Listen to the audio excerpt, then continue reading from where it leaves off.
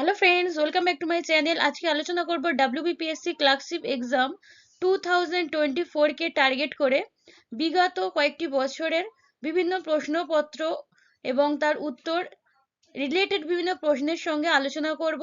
তোমরা ভিডিওটা শেষ পর্যন্ত দেখবে, কারণ আগত এই পরীক্ষাটির জন্য বিগত বছরের প্রশ্নপত্রগুলো সমস্ত যে প্রশ্ন পড়েছিল সেগুলো জেনে রাখা এবং সেই রিলেটেড প্রশ্ন রেডি করাটা খুবই জরুরি। তাই এই প্রশ্নগুলো খুবই গুরুত্বপূর্ণ। 2000 থেকে 2019 সাল পর্যন্ত যতগুলো এক্সাম হয়েছিল সেই প্রত্যেকটারই সেট নিয়ে আমি আলোচনা করব। এর আগে 5টি সেট অলরেডি আলোচনা করা হয়ে গেছে। যারা এখনো পর্যন্ত দেখতে পারোনি তারা প্লেলিস্ট চেক করে অবশ্যই দেখে নেবে। আজকের হবে 6 নম্বর সেট। শুরু করছি প্রথম প্রশ্ন দিয়ে। ব্রাহ্ম সমাজ কে প্রতিষ্ঠা করেন? দয়ানন্দ সরস্বতী, রামমোহন রায়, দেবেন্দ্রনাথ ঠাকুর না শিবনাথ শাস্ত্রী? ব্রাহ্ম সমাজ প্রতিষ্ঠা করেন রামমোহন রায়। 1828 সালে কলকাতাতে তিনি এই ব্রাহ্ম সমাজ প্রতিষ্ঠা করেন। ভগৎ সিং কবে শহীদ হয়েছিলেন? ভগৎ সিং 1931, 1930, 1909 না 1938 সালে? ভগৎ সিং শহীদ হয়েছিলেন 1931 সালে। তিনি নওজওয়ান ভারত সভা প্রতিষ্ঠা করেন। এটা খুবই গুরুত্বপূর্ণ পয়েন্ট। এবং তিনি যে শহীদ হয়েছিলেন বা তার মৃত্যু হয়েছিল লাহোরে, লাহোর সেন্ট্রাল জেলে। এটাও মনে রাখবে। পরের প্রশ্ন, হিন্দু কলেজ কবে প্রতিষ্ঠিত হয়? খুবই গুরুত্বপূর্ণ পয়েন্ট। 1817, 1824, 1835, 1857। এই ঐতিহাসিক বিভিন্ন সালগুলো, বিভিন্ন যুদ্ধ ও বিভিন্ন চুক্তির যত সাল আছে সেগুলো প্রত্যেকটা তোমরা ভালো করে করে যাবে, কারণ এইগুলো থেকে প্রচুর প্রশ্ন এক্সামে জিজ্ঞেস করা হয়। এই সালে কতগুলো ইতিহাসের প্রশ্ন এসেছে তোমরা নিজেরাই দেখো। খুবই গুরুত্বপূর্ণ। প্রশ্নগুলো খুবই ইজি, কিন্তু বারবার এগুলো কমন আসে। তাহলে এটার অ্যান্সার কি হয়ে যাবে? হিন্দু কলেজ প্রতিষ্ঠিত হয় 1817 সালে। এর বর্তমান নাম কি? এই কলেজের বর্তমান নাম প্রেসিডেন্সি কলেজ। ডেভিডিয়ার ও আলেকজান্ডার ডাফের সহযোগিতায় রামমোহন রায় প্রতিষ্ঠা করেন এই কলেজটি। আলেকজান্ডার ডাফের সহযোগিতায়। আইনি আকবরী কে লিখেছিলেন? আইনি আকবরী আকবর, ফৈজি, আবুল ফজল না শেখ মুবারক? আইনি আকবরী রচনা করেছিলেন বা লিখেছিলেন আবুল ফজল। পরের প্রশ্ন, বঙ্গদর্শন পত্রিকার সম্পাদক কে ছিলেন? ঈশ্বরচন্দ্র বিদ্যাসাগর, জয়দেব, বঙ্কিমচন্দ্র চট্টোপাধ্যায় না কালিদাস? বঙ্গদর্শন পত্রিকার সম্পাদক ছিলেন বঙ্কিমচন্দ্র চট্টোপাধ্যায়। ঋতু সংহার কার রচনা? এই বিভিন্ন ঐতিহাসিক গ্রন্থ ও লেখকের নাম তোমরা অবশ্যই করে যাবে, কারণ এগুলো থেকে প্রশ্ন কমন আসে।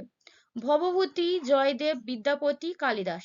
ঋতু সংহার গ্রন্থের রচয়িতা হলেন কালিদাস, কবি কালিদাস। এলাহাবাদ প্রশস্তি কে লিখেছিলেন? আরো একটি গ্রন্থ লেখক থেকে প্রশ্ন। বিলহন, হরিসেন, নাগার্জুন, সমুদ্রপতি? এটার লেখক হলেন হরিসেন। তিনি সমুদ্রগুপ্তের সভাকবি ছিলেন। দ্বীন-ই ইলাহি কে প্রতিষ্ঠা করেন? আকবর, ফিরোজ শাহ তুগলক, শাহজাহান, আলাউদ্দিন খলজি?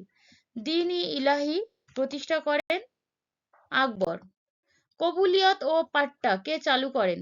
ঐতিহাসিক বিভিন্ন প্রথা, ঐতিহাসিক প্রথাগুলো ভালো করে করে রাখবে। কে চালু করেন বা কোন সম্রাটের আমলে চালু হয়েছিল সেগুলো থেকে এক্সামে জিজ্ঞেস করা হয়। বলবন্ত, শেরশাহ, আলাউদ্দিন খলজি, আকবর?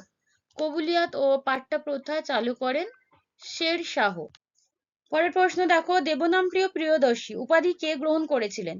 বিম্বিসার, কনিষ্ক, হর্ষবর্ধন, অশোক? এটার অ্যান্সার তাহলে দেখতে পাচ্ছ অশোক। তাহলে উপাধি ও উপনামগুলো তোমরা জেনে রাখবে। ঐতিহাসিক যত উপাধি আছে বিভিন্ন ব্যক্তির সেগুলো করে রাখবে। গুরুত্বপূর্ণ টপিক। একই বৃন্তে দুটি কুসুম হিন্দু মুসলমান কে লিখেছিলেন? রবীন্দ্রনাথ ঠাকুর, কাজী নজরুল ইসলাম, শরৎচন্দ্র চট্টোপাধ্যায়, দ্বিজেন্দ্রলাল রায়? এটার অ্যান্সার হয়ে যাবে কাজী নজরুল ইসলাম। ভারতের নেপোলিয়ন কাকে বলা হয়? কনিষ্ক, চন্দ্রগুপ্ত মৌর্য, সমুদ্রগুপ্ত, দ্বিতীয় চন্দ্রগুপ্ত? ভারতের নেপোলিয়ন বলা হয় সমুদ্রগুপ্তকে। খ্রিস্টপূর্ব 327 সালে কে ভারত আক্রমণ করেছিলেন? সুলতান মাহমুদ, তৈমুরলং, বিন কাসিম, আলেকজান্ডার? 327 সালে ভারত আক্রমণ করেছিলেন আলেকজান্ডার। এছাড়াও আরো যত পর্যটক আমাদের দেশে এসেছিলেন বিভিন্ন সম্রাটের সময়ে বা তাদের রাজত্বকালে, সেই নামগুলো অবশ্যই দেখে রাখবে, কে কার রাজত্বকালে ভারতে এসেছিলেন এবং কত সালে এসেছিলেন, কত সাল আর কার রাজত্বকালে। এই দুটো টপিক কিন্তু ভালো করে করে রাখবে। বুদ্ধচরিত কে লিখেছিলেন? অশ্বঘোষ, বাণভট্ট, বিশাখ দত্ত, কল্হণ। বুদ্ধচরিত লিখেছিলেন অশ্বঘোষ। এটি সংস্কৃত ভাষায় লেখা একটি গ্রন্থ। সকলোত্তর পথনাথ কাকে বলা হয়েছে? সমুদ্রগুপ্ত, দ্বিতীয় চন্দ্রগুপ্ত, হর্ষবর্ধন, প্রথম কনিষ্ক। সকলোত্তর পথনাথ লিখেছিলেন হর্ষবর্ধন। বন্দে মাতরম কে লিখেছিলেন? রবীন্দ্রনাথ, বিবেকানন্দ, নেতাজি সুভাষ, বঙ্কিমচন্দ্র। বন্দে মাতরম লিখেছিলেন বঙ্কিমচন্দ্র চট্টোপাধ্যায়। এটি একটি জাতীয় গান ভারতের। 1882 সালে আনন্দমঠ উপন্যাসে অন্তর্ভুক্ত একটি গান, এই হলো বন্দে মাতরম। পরের প্রশ্ন, এটা সায়েন্স থেকে প্রশ্নগুলো এসেছে, সায়েন্সের প্রশ্নগুলো একটু দেখে নাও। কোনটি তাপমোচী বা তাপ উৎপাদক পরিবর্তন? অ্যামোনিয়াম ক্লোরাইড লবণে জল দেওয়া হলো, হাইড্রোজেন ও আয়োডিন বিক্রিয়া করে হাইড্রো আয়োডিক অ্যাসিডে পরিণত হলো, নাইট্রোজেন ও অক্সিজেনে বিক্রিয়া করে নাইট্রিক অ্যাসিড উৎপন্ন হলো, না পোড়া চুনে জল মেশানো হলো। এদের মধ্যে থেকে কোনটি তাপমোচী পরিবর্তন? এটার অ্যান্সার হয়ে যাবে পোড়া চুনে জল মিশ্রিত করা হলে সেটি হলো তাপমোচী বা তাপ উৎপাদক পরিবর্তন। কোনটি তড়িৎ বিশ্লেষ্য পদার্থ? চিনির দ্রবণ, অ্যালকোহল, গ্লিসারিন, লবণের দ্রবণ। এটা তড়িৎ বিশ্লেষ্য পদার্থ হলো লবণের দ্রবণ। তড়িৎ চুম্বক নিম্নলিখিত পদার্থ দ্বারা তৈরি হয়। তড়িৎ চুম্বক স্টিল, তামা, অ্যালুমিনিয়াম, লোহা। তড়িৎ চুম্বক এদের মধ্যে থেকে কোনটি দিয়ে তৈরি হয়? সেটার অ্যান্সার হয়ে যাবে লোহা। পরিবর্তনশীল যোজ্যতা বিশিষ্ট মৌল কোনটি? সোডিয়াম, অ্যালুমিনিয়াম, লোহা, ক্যালসিয়াম। পরিবর্তনশীল যোজ্যতা বিশিষ্ট মৌল হলো লোহা। নেক্সট প্রশ্ন, পটাশিয়াম ক্লোরেট থেকে অক্সিজেন ম্যাঙ্গানিজ ডাই অক্সাইডের কাজ কি? জারক পদার্থ, বিজারক পদার্থ, অনুঘটক, উদ্দীপক পদার্থ। এদের মধ্যে থেকে অ্যান্সার হয়ে যাবে এই ম্যাঙ্গানিজ ডাই অক্সাইড হলো অনুঘটক, কারণ এটা বিক্রিয়ার পরেও নিজের স্থান একই রাখে, এর সংকেতে কোনো চেঞ্জ হয় না। MnO2 ম্যাঙ্গানিজ ডাই অক্সাইডের সংকেত। মানুষের দেহে ক্রোমোজোমের সংখ্যা কত? 23 জোড়া, 23টি, 46 জোড়া, 2 জোড়া। মানুষের দেহে ক্রোমোজোমের সংখ্যা 23 জোড়া। অটোজোমের সংখ্যা কতটি? 44টি বা 22 জোড়া। আর এক্স ক্রোমোজোম 2টি রয়েছে। প্রত্যেকটি খুবই গুরুত্বপূর্ণ সায়েন্সের প্রশ্ন। ভারতের জাতীয় পশুর বিজ্ঞানসম্মত নাম কি? ভারতের বিভিন্ন জাতীয় পশু বা বিভিন্ন উদ্ভিদ বা গাছ এগুলো বিজ্ঞানসম্মত নাম থেকে পরীক্ষায় প্রশ্ন আসতে থাকে, তাই এই টপিকটি ভালোভাবে করে রাখবে। এটার অ্যান্সার গুলো দেখো, প্যান্থেরা লিও, প্যান্থেরা টাইগ্রিস, ফেলিস ডোমেস্টিকা, ইকান্স ক্যাবেলাস। আগে জানতে হবে ভারতের জাতীয় পশুর নাম কি, সেটা হলো রয়্যাল বেঙ্গল টাইগার। এবার তার বিজ্ঞানসম্মত নাম হয়ে যাবে কি? Panthera Tigris. প্যান্থেরা টাইগ্রিস ভারতের জাতীয় পশুর বিজ্ঞানসম্মত নাম। মিউটেশন তত্ত্বের প্রবক্তা কে? এই বিভিন্ন তত্ত্ব এগুলোর প্রবক্তার নাম অবশ্যই জানতে হবে, সায়েন্সের জন্য খুবই গুরুত্বপূর্ণ। মিউটেশন তত্ত্বের প্রবক্তা হলো হুগো দা ভ্রিস। জেট ও রকেটের গতি, জেট প্লেন ও রকেটের গতি কোন নীতির উপর ভিত্তি করে তৈরি হয়? পাস্কালের সূত্র, আর্কিমিডিসের সূত্র, নিউটনের তৃতীয় গতিসূত্র, নিউটনের দ্বিতীয় গতিসূত্র। এটার অ্যান্সার হয়ে যাবে নিউটনের তৃতীয় গতিসূত্র। অ্যালুমিনিয়াম কি থেকে তৈরি হয়? অ্যালুমিনিয়াম, এটা খুবই কমন প্রশ্ন এবং ইম্পর্টেন্ট। বক্সাইট, ল্যাটেক্স, মাইকা, ইউরেনিয়াম। অ্যালুমিনিয়াম তৈরি হয় বক্সাইট থেকে।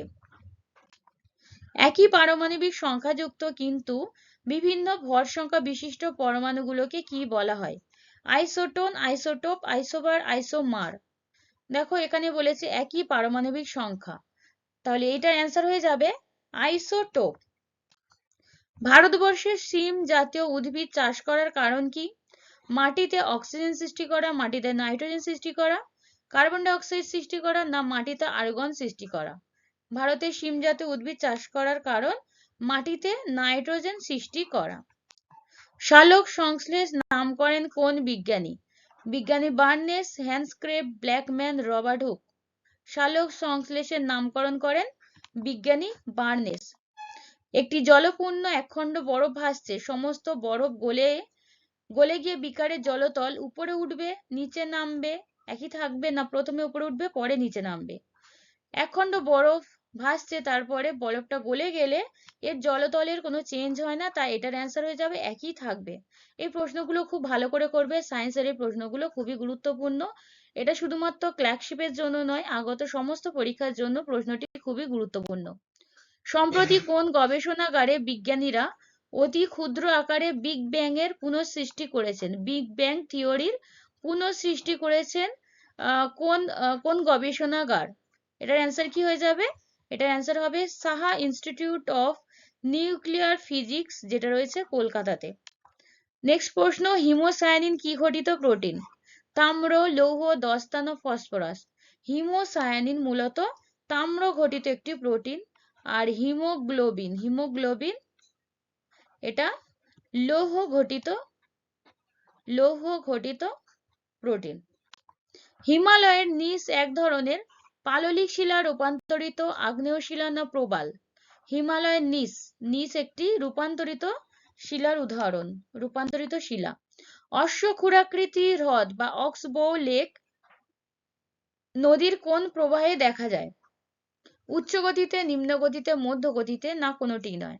দেখো, অশ্বক্ষুরাকৃতি হ্রদটা কিন্তু তোমাদের এই দুটোর মধ্যে কনফিউশন হতে পারে, এই দুটো যে প্রবাহ আছে, কারণ এটা নিম্ন গতির শেষের দিকে এবং মধ্য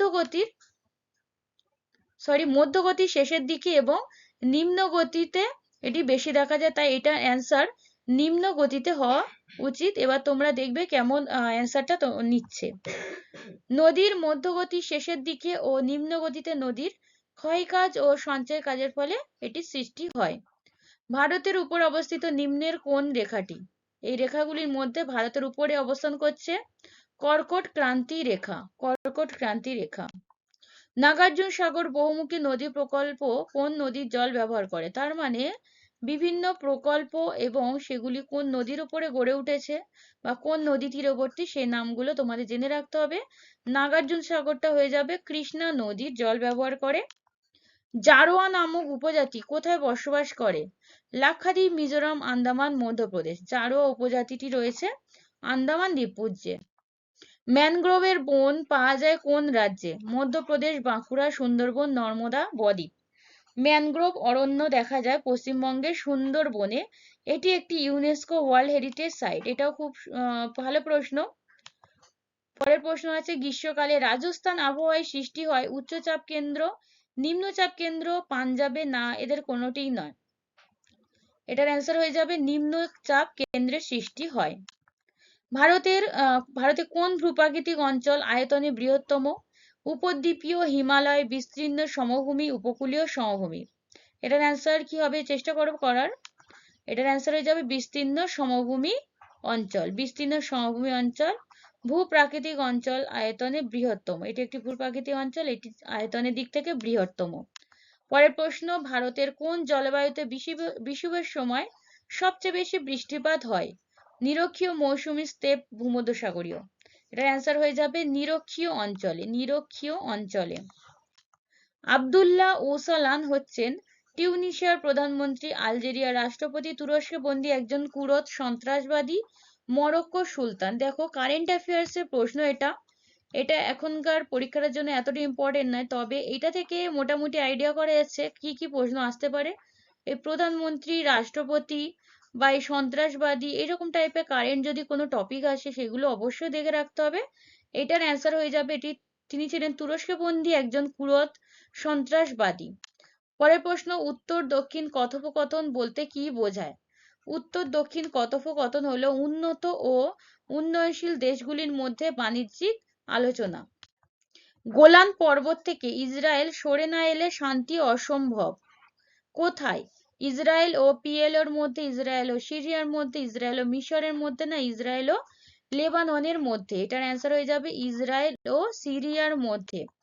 প্রথম বিশ্ব শীর্ষ সম্মেলন অনুষ্ঠিত হয়েছিল কোথায়? জেনেভায়, প্যারিসে, রিও ডি জেনেরোতে, না বুয়েন্স এয়ার্সে? প্রথমবার শীর্ষ সম্মেলন হয়েছিল রিও ডি জেনেরোতে। দেখো, এই সংস্থা বা অর্গানাইজেশন সম্পর্কিত প্রশ্ন এর আগের অনেকগুলো, এর যে 2019 সালে শিফটটা দিয়েছিলাম সেখানেও এসেছে, বা 2007-এও এসেছে। তাই সংস্থা রিলেটেড প্রশ্ন প্রত্যেকটা এক্সামের জন্য খুবই গুরুত্বপূর্ণ। পরের প্রশ্ন, অসম জুটিটি নির্দেশ করো। এই যে চারটে অপশন দেওয়া আছে, কোন অপশনগুলো একে অপরের সঙ্গে মিল হচ্ছে না? নিরাপত্তা পরিষদ, এটা ভেটো ক্ষমতা, এটা তো মিল আছে। রানী এলিজাবেথ কমনওয়েলথ রাষ্ট্রপুঞ্জের সঙ্গে জড়িত। ভারত সংসদীয় গণতন্ত্র। শুধুমাত্র মিলছে না সার্ক দ্বিপাক্ষিক সমস্যা, এটা অসম জুটি, তাই অ্যান্সার হয়ে যাবে সার্ক দ্বিপাক্ষিক সমস্যা।